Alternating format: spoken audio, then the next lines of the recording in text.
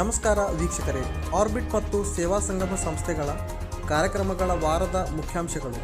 July 29ರಂದು ಬೋರ್ಗಿಜೆ ಗ್ರಾಮದಲ್ಲಿ ವಿಶ್ವ ಪರಿಸರ ಸಂರಕ್ಷಣಾ ದಿನಾಚರಣೆ ಅಂಗವಾಗಿ ಆರ್ಬಿಟ್ ಸಂಸ್ಥೆಯ ಸಂಯುಕ್ತಾಶ್ರಯದಲ್ಲಿ ಮಹಿಳಾ ಸ್ವಸಹಾಯ ಸಂಘಗಳ ಮಹಿಳೆಯರ ಜೊತೆಗೆ ವನ ಮಹೋತ್ಸವ ಕಾರ್ಯಕ್ರಮವನ್ನು ಹಮ್ಮಿಕೊಳ್ಳಲಾಯಿತು.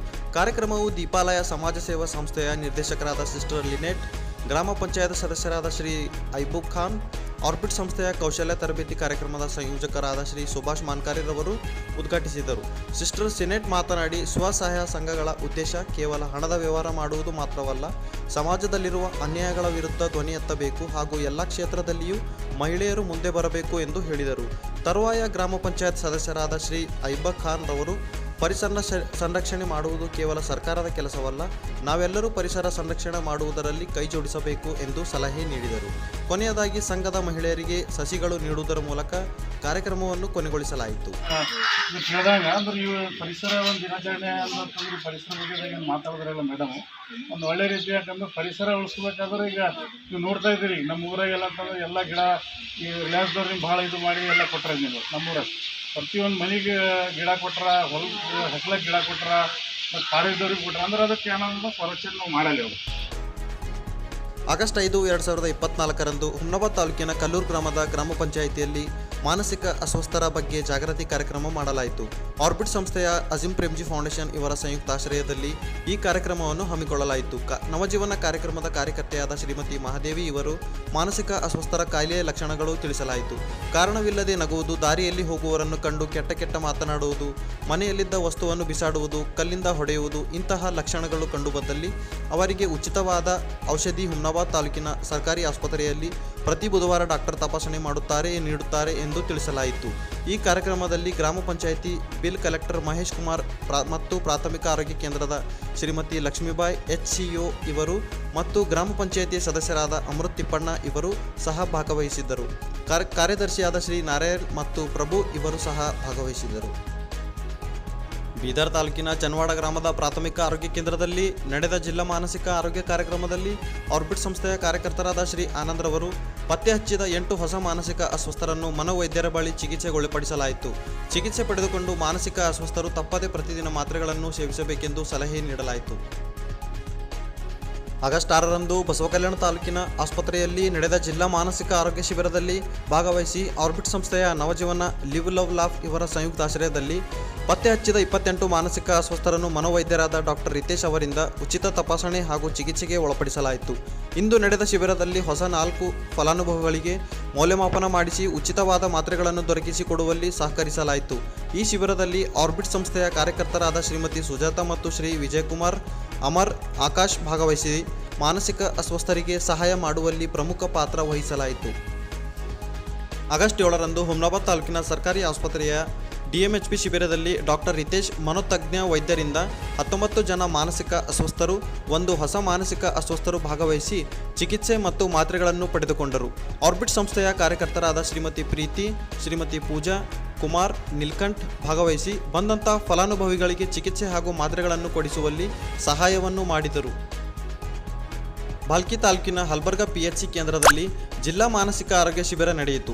ಈ ಶಿಬಿರಕ್ಕೆ ಸಂಪನ್ಮೂಲ ವ್ಯಕ್ತಿಯಾಗಿ ಮಾನಸಿಕ ರೋಗ ತಜ್ಞರಾದ ಡಾಕ್ಟರ್ ಅಮಲ್ ಶರೀಫ್ ಅವರು ಪತ್ತೆ ಹಚ್ಚಿದ 10 ಜನ ಮಾನಸಿಕ ಅಸ್ವಸ್ಥರನ್ನು ಪರೀಕ್ಷಿಸಿ ಚಿಕಿತ್ಸೆ ನೀಡಿದರು. ಈ ಸಂದರ್ಭದಲ್ಲಿ Navajeevan live love laugh foundation ಕಾರ್ಯಕ್ರಮದ ಕಾರ್ಯಕರ್ತರಾದ ಲೋಹೇಶ್ ರವರು ಉಪಸ್ಥಿತರಿದ್ದರು. ಆಗಸ್ಟ್ 9ರಂದು ಔರಾದ್ ತಾಲೂಕಿನ ಸಂತಪುರ ಪ್ರಾಥಮಿಕ ಆರೋಗ್ಯ ಕೇಂದ್ರದಲ್ಲಿ ಜಿಲ್ಲಾ ಮಾನಸಿಕ ಆರೋಗ್ಯ ಶಿಬಿರ ವತಿಯಿಂದ ಮಾನಸಿಕ ಅಸ್ವಸ್ಥರ ಶಿಬಿರವನ್ನು ಆಯೋಜಿಸಲಾಯಿತು. ಮನೋವೈದ್ಯರಾದ ಡಾಕ್ಟರ್ ಅಮಲ್ ಶರೀಫ್ ಇವರು ಆಗಮಿಸಿ 23 ಜನ ಮಾನಸಿಕ ಅಸ್ವಸ್ಥರನ್ನು ತಪಾಸಣೆ ಮತ್ತು ಆಪ್ತ ಸಮಾಲೋಚನೆಗೆ ಒಳಪಡಿಸಿ ಉಚಿತ ಮಾತ್ರೆಗಳನ್ನು ನೀಡಿ ಚಿಕಿತ್ಸೆ ಒದಗಿಸಿಕೊಟ್ಟರು. ಈ ಶಿಬಿರದಲ್ಲಿ ಆರ್ಬಿಟ್ ಸಂಸ್ಥೆಯ Navajeevan live love laugh foundation ಕಾರ್ಯಕರ್ತರು ಯೋಹಾನ್, ಸಂಗೀತ ಹಾಗೂ ಸುಖು ಉಚಿತ ಚಿಕಿತ್ಸೆ ಕೊಡಿಸುವಲ್ಲಿ ಪ್ರಮುಖ ಪಾತ್ರ ವಹಿಸಿದರು. ಆಗಸ್ಟ್ 10ರಂದು ಆರ್ಬಿಟ್ ಸಂಸ್ಥೆ ಹಾಗೂ ಅಜೀಂ ಪ್ರೇಮ್ಜಿ ಫೌಂಡೇಶನ್ ಇವರ ಸಂಯುಕ್ತಾಶ್ರಯದಲ್ಲಿ ಚಿಕಿತ್ಸೆಯಿಂದ ಗುಣಮುಖ ಹೊಂದಿದ ಮಾನಸಿಕ ಅಸ್ವಸ್ಥರ ಜೀವನೋಪಾಯಕ್ಕಾಗಿ ಕುರಿ, ಕೋಳಿ ಹಾಗೂ ಧನ ಸಹಾಯ ವಿತರಣೆ ಮಾಡಲಾಯಿತು. ಈ ಕಾರ್ಯಕ್ರಮವು ಆರ್ಬಿಟ್ ಸಂಸ್ಥೆಯ ಅಧ್ಯಕ್ಷರಾದ ಡಾಕ್ಟರ್ ರಾಬರ್ಟ್ ಮೈಕಲ್ ಮಿರಾಂದ, ಧರ್ಮಾಧ್ಯಕ್ಷರು ಗುಲ್ಬರ್ಗಾ ಇವರು ಉದ್ಘಾಟಿಸಿದರು.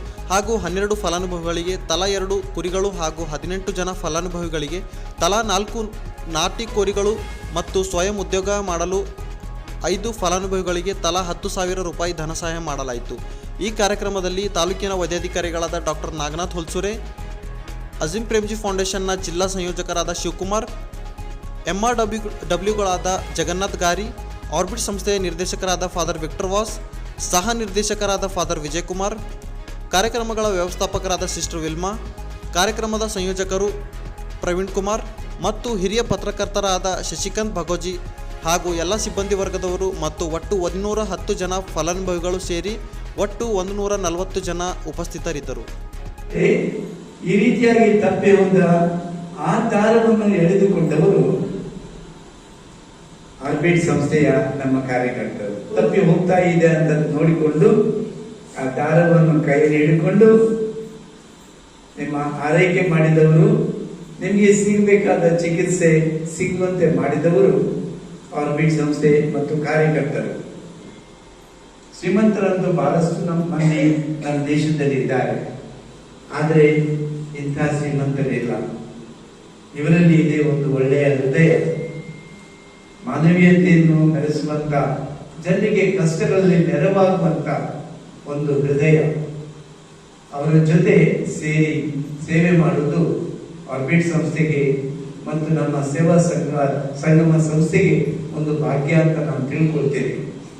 ಮತ್ತು ನಾನು ಈ ಸಂಸ್ಥೆಗೆ ದೇವರ ಆಶೀರ್ವಾದ ಶ್ರೀಮಾನ್ ಅಜೀಜ್ ಪ್ರೇಮ್ಜಿ ಅವರಿಗೆ ಮತ್ತು ಅವರ ಜೊತೆ ಸಹಕರಿಸುವಂತ ಶ್ರೀಮಾನ್ ಶಿವಕುಮಾರ್ ಅಂತ ಅನೇಕ ಸಂಯೋಜಕರಿಗೆ, ಕಾರ್ಯಕರ್ತರಿಗೆ ನಾನು ತುಂಬ ಹೃದಯದ ಕೃತಜ್ಞತೆಗಳನ್ನು ಸಲ್ಲಿಸ್ತೇನೆ. ಇದೀಗ ಸೇವಾ ಸಂಗಮ ಸಂಸ್ಥೆಯ ಮುಖ್ಯಾಂಶಗಳು. ಆಗಸ್ಟ್ 6ರಂದು ಸೇವಾ ಸಂಗಮ ಸಂಸ್ಥೆಯ ಉಜ್ಜೀವನ ಕಾರ್ಯಕ್ರಮದ ಕಾರ್ಯಕರ್ತರಾದ ನವೀನ್ ರವರು ಪಾಣೆಗಾಂವ್ ಗ್ರಾಮಕ್ಕೆ ಹೋಗಿ 6 ಜನ ರೈತರ ಹೊಲ ಭೇಟಿ ಮಾಡಿ ಅತಿಯಾದ ಮಳೆಯಿಂದಾಗಿ ತೊಗರೆ ಬೆಳೆಯಲ್ಲಿ ಉಂಟಾಗಿರುವ ರೋಗದ ನಿರ್ವಹಣೆಗೆ ಸಾವಯವ ಮದ್ದನ್ನು ಉಪಯೋಗಿಸಲು ತಿಳಿಸಿದರು. ಪ್ರತಿ ಎಕರೆಗೆ 2 kg ಟ್ರೈಕೋಡಾಮವನ್ನು 100 kg ತಿಪ್ಪೆಗೊಬ್ಬರ ಜೊತೆ ಸೇರಿಸಿ ಬೆಳೆ ಬುಡಕ್ಕೆ ಉಪಚರಿಸಿ ಹಾಗೂ ಫೈಟೋಪರ್ ಮಚ್ಚೆ ರೋಗದ ತೀವ್ರತೆ ಹೆಚ್ಚಾಗಿರುವ ಹೊಲಗಳಲ್ಲಿ 3 ಗ್ರಾಂ ಮೆಟಾಕ್ಸಿಲ್ ಶಿಲೀಂಧ್ರನಾಶಕವನ್ನು ಪ್ರತಿ ಲೀಟರ್ ನೀರಿಗೆ ಬೆರೆಸಿ ಬೆಳೆಗೆ ಸಿಂಪರಣೆ ಮಾಡುವ ಮೂಲಕ ಬೆಳೆಯ ಬದಲಾವಣೆಗಳನ್ನು ಕಂಡುಕೊಳ್ಳುವುದು ಎಂದು ತಿಳಿಸಲಾಯಿತು. ಹಾಗೂ ತೊಗರಿ ಬೇಳೆ ಬಿತ್ತಿದ 20 ಜನ ರೈತರನ್ನು ಭೇಟಿಯಾಗಿ ಸರಿಯಾದ ರೀತಿಯಲ್ಲಿ ಬೆಳೆಗೆ ತಕ್ಕಂತೆ ಆದಾಯ ದೊರಕಬೇಕಾದರೆ ಕೃಷಿ ಇಲಾಖೆಯಲ್ಲಿ G13A ಫಾರಂ ಅನ್ನು 10 ರೂಪಾಯಿ ಕೊಡುವ ಮೂಲಕ ರಿಜಿಸ್ಟ್ರೇಷನ್ ಮಾಡಿದ ರೈತರಿಗೆ ಮಾತ್ರ ಆದ್ಯತೆ ನೀಡುವುದು ಎಂದು ತಿಳಿಸಲಾಯಿತು.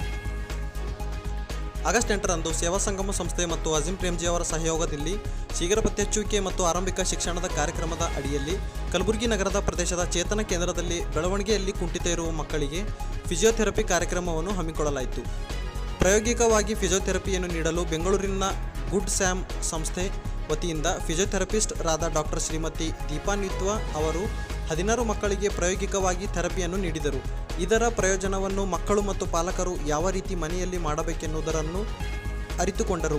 ಈ ಕಾರ್ಯಕ್ರಮದಲ್ಲಿ ಗುಡ್ ಸ್ಯಾಮ್ ಸಂಸ್ಥೆಯ ನಿರ್ದೇಶಕರಾದ ಶ್ರೀಯುತ ಡೇವಿಡ್, ಮದರ್ ತೆರೆಸಾ ಆಸ್ಪತ್ರೆಯ ನಿರ್ದೇಶಕರಾದ ಫಾದರ್ ವಿನ್ಸೆಂಟ್, ಸೇವಾ ಸಂಗಮ ಸಂಸ್ಥೆಯ ನಿರ್ದೇಶಕರಾದ ಫಾದರ್ ವಿಕ್ಟರ್ ವಾಸ್, ಸಹ ನಿರ್ದೇಶಕರಾದ ಫಾದರ್ ದೀಪಕ್, ಕಾರ್ಯಕ್ರಮದ ವ್ಯವಸ್ಥಾಪಕಿ ಶ್ವೇತಾ ಮತ್ತು ಮದರ್ ತೆರೆಸಾ ಆಸ್ಪತ್ರೆ ಸಿಬ್ಬಂದಿ ವರ್ಗದವರು ಮತ್ತು ಸಂಸ್ಥೆಯ ಸಿಬ್ಬಂದಿ ವರ್ಗದವರು, ಮಕ್ಕಳು ಮತ್ತು ಪಾಲಕರು ಭಾಗವಹಿಸಿದರು.